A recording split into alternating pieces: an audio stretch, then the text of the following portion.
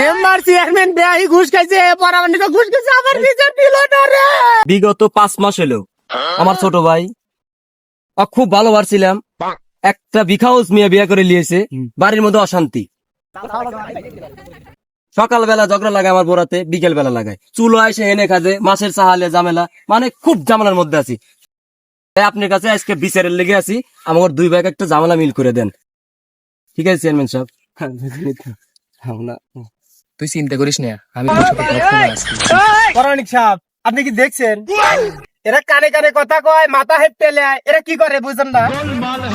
তুই চুপ করে থাক, মেলা দিন তোকে এই বেজাল দেখতেছি, হেনে কি আমাকে বার ফেলা বেলিয়েছিস নাকি রে? শালারে এই বহুদিন ধরে দেখতেছি, হেনে চেয়ারম্যান যা কয় তাই শোনা লাগবে। শালারে পরামলি কইছো নাকি? চেয়ারম্যান বাল কামাইছে হেনে। আরে তুমিও তো চিন্তা করো না, আমি আছি, চেয়ারম্যান সাহেব আছে, দেখো আমরা কি করি, তা বাদে তুমি কইও নি।